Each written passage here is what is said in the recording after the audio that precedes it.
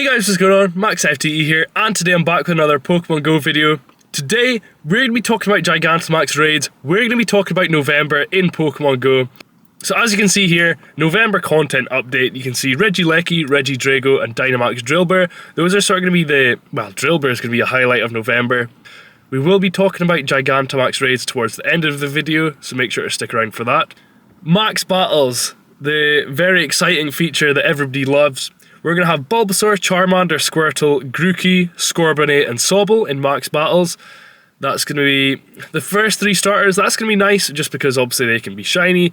The other starters, not as great. However, we are going to be getting a brand new hour during sort of similar to Spotlight Hour, similar to Raid Hour. We're going to be getting Max Mondays now. And so from 6 to 7 local time PM on Mondays, we're going to be getting Dynamax raids. There's going to be an increase of, I don't know exactly how it's going to work, whether there's going to be a different timer for the actual Max Mondays raid hour or how it's going to work. Either way though, we're going to find that out tomorrow. No, not tomorrow. November 11th we're going to find that out, so a couple of weeks to go for that yet. However, Dynamax Charmander is going to be November 11th. Dynamax Drillbur is going to be November 18th. And Dynamax Bulbasaur is going to be November 25th. So we've got that to look forward to. Dynamax Drillbur, that's going to be a new one and going to be a possible shiny, so that's going to be really interesting to get. In terms of 5-star raids, there's a lot going on here. So we've got Lugia in 5-star raids from November 4th to November 18th. That is going to be a possible shiny. We've got Origin Form Dialga from November 18th to November 27th. Origin Form Palkia from November 18th to 27th. And both of them are going to have the chance of learning their signature move, which is going to be Roar of Time and Spatial Rend for Dialga and Palkia. Lugia is also going to get Aeroblast, which is going to be really neat. Aeroblast make it quite good. Well, I say it was quite good for Master League. It's sort of fallen off a little bit. Either way, though, it's still going to be an interesting one to get. Zacian going to be back in raids from November 27th to December 3rd.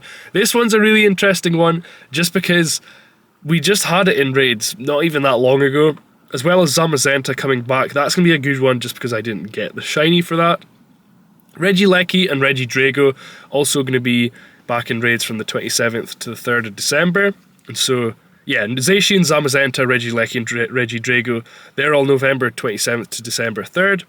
And obviously these are all going to start at 10 AM local time on those dates. Unfortunately for the Regieleki and Regidrago, they're not going to be a shiny chance, so honestly I wouldn't bother raiding them that much just because they're not very much use for anything either. In terms of Mega Raids, from November 4th we're going to have Mega Manectric until November 11th. And then November 11th until November 18th we're going to have Mega Salamence, which is going to be a shiny chance. November 18th until the 27th going to be Mega Beedrill, as well as Mega Ampharos also from November 18th until the 27th of November, and then Mega Altaria from November 27th to December 3rd. All 5 of those going to be shiny chances. They're going to be quite neat to do. As well as Shadow Suicune in raids on weekends during the month of November. That's going to be a shiny Shadow chance. That's going to be a really good one. In terms of events as well, Go Battle Weekend from November 2nd to November 3rd. That's just going to be an increase in how many sets you can do, as well as the amount of dust that you get from it. That's going to be cool. Harvest Festival, we will talk about that shortly. November 7th till November 12th. November Community Day on the 10th, going to be Mankey. Simply Groundbreaking, we don't know much about that at the moment yet, so keep an eye out for that. Into the Wild, going to be November 18th until November 22nd, sorry. And then the Pokemon Go Wild Area Global, November 23rd and 24th. That's going to be pretty cool. That's going to be like a sort of, basically a tour event, sort of a mini Go Fest, so that'll be good fun. Max Out Finale, that's going to be rounding off the season, so we'll be able to see. We don't know much about that, so we will see once that info gets released. Into the Wild as well, I'm not sure what that is. Again, I'll update once we know. In terms of Spotlight Hours for this month, November 5th going to be Surskit, and that's going to be double Transfer Candy. Smoliv going to be November 12th, and that's going to be double Evolution XP. Teddiursa going to be November 19th, and that's going to be double Catch Stardust. November 19th is also going to be Combi, so that's a mix of Teddiursa and Combi. Both of them Catch Stardust, so make the most of that with the Combis. That's going to be really good. That's going to be like 1,500 dust without a star piece. And it's November 26th, That's going to be Joltik, so that's double catch XP as well. My birthday. That is Charlotte's birthday, November 26th. Another spotlight hour worth mentioning is October 29th. Obviously it doesn't say it here because this is November. However, October 29th going to be the costume Froakie and the costume Rowlet. So definitely get that. They'll be really cool shinies to get. And raid hours as well. This one is it's a pretty bumper month in terms of raid hours. So November 6th we've got Lugia. November 13th we've got Lugia. November 19th Nihilego. November 20th Tapu Koko. November 21st going to be Origin Dialga. November 22nd Origin Palkia. November 27th going to be Zacian, Zamazenta, Regieleki and Regidrago. 4 Pokemon in a raid hour at once. That is just going to be chaos. As well, it does mention that trainers will receive 1 guaranteed rare Candy XL from in-person 5-star raids during raid hours, so that's going to be really handy. Make sure you're doing your raid hours getting your Candy XLs. So the other event that we also know about is going to be the Harvest Festival, featuring Pumpkaboo and Shiny Smoliv debuting. That's going to be cool. November 7th until November 12th, 10 AM local time until 8 PM local time. Going to be event bonuses, double catch candy, increased chance to encounter shiny Pumpkaboo. Mossy lure modules will attract different Pokemon. That's going to be interesting. Pumpkaboo as well as Smoliv coming from field research tasks. Going to be collection challenges and going to be Pokestop showcases as well. In terms of wild encounters, we're going to have Oddish, Execute, Hoppip, Sunkern, Miltank, Zigzagoon, Bunnelby. 3 different sizes of Pumpkaboo, going to be the small, average and large in terms of just swanning quite a lot. And then the XXL one's going to be more of a rare encounter. Shiny Smoliv as well, debuting. And paid time research will get you 2 Mossy Lure modules, 1 Incense, encounters with Smoliv, and that's going to be for $2 or your sort of local equivalent. So yeah, that's going to about be it for November in Pokemon Go. And what we're going to do now is we're going to do a walk, do our daily incense, and we will sort of talk about the Gigantamax raids a little bit, sort of my thoughts on it. And yeah, we'll see you there. Hey guys, what's going on? MaxFTE here, and today I'm back with another Pokemon Go video. Today, we are unfortunately no longer in sunny Greece. We are back to very cloudy Aberdeen. Very cloudy, very dark. Clocks have gone back, and that's just barely 5 o'clock, and look how dark it is getting already. Today, we're going to be talking about Gigantamax raids in Pokemon Go, and sort of the problem with them, and sort of how to fix it. We're also just going to be popping a daily incense, having to just sort of walk and chat at the same time, you know? Now, I just want to sort of clarify as well, with the Gigantamax raids, I've not actually taken part in any. This is just my sort of take on it based on what I've seen online, what I've seen from sort of our local community, Zorua, and I'm sure by now, whether you've done any or not, you've probably seen some of the sort of backlash that it's been getting on Twitter. The amount of posts that have been saying, oh, we had like 30 people and failed, had 40 people and failed, blah blah blah. Bottom line is, pretty much if you've been online at all this weekend, you'll have seen far more negative talk about it than positive talk. So obviously with this whole sort of Dynamax and Gigantamax raids, what we've basically seen with those raids is sort of a soft reset in the game, in that it's a new type of Pokemon, and that having to basically start again, power up even more Pokemon, because, you know, for the majority of people who have played this game for years and years, we've caught thousands and thousands of Charizards, hundreds of Venusaurs and loads of Blastoise, but having to power up new ones to do these new types of raids, I think that's the issue for a lot of people. You know, you're getting a lot of people who aren't actually powering up these sort of new Dynamax stuff, and obviously that's going to be harder. I think one of the bigger issues as well is that Niantic obviously wants to make something that's hard, but, and again, I've seen a lot of people saying that it's nice to finally get something hard in-game, because realistically there's not really anything that's difficult to do in-game, minus like reaching Legend in Go Battle League. There's someone in that Blastoise over there. Oh, is there? Yeah. Well, we'll see if other people join, hopefully 20 other people.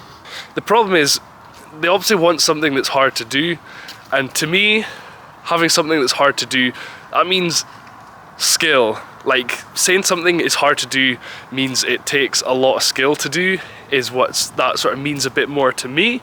And doing these raids, it doesn't take skill. Like the raids themselves, just even the lower level Dynamax ones, they're not enjoyable.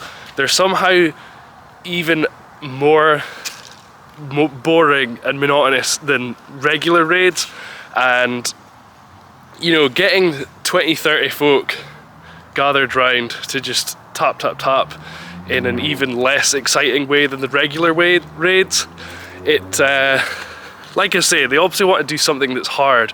So yeah, to basically sort of round off that thought, it is nice to have something that's harder to do, but it's not hard in a fun way.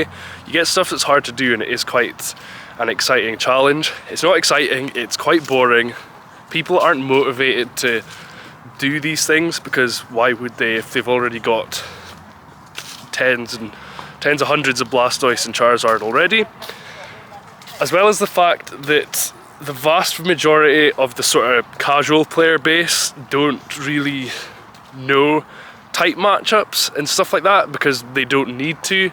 So requiring people to know all this stuff, it's just, for the raids, it's just not gonna happen really.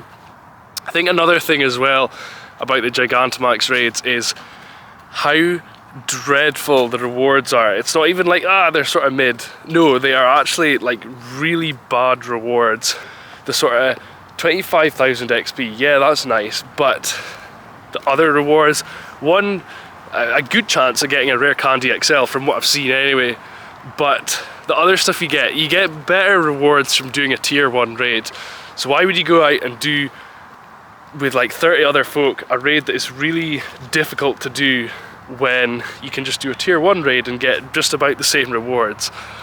Especially as well, because it's Venusaur, Charizard and Blastoise, the main starters.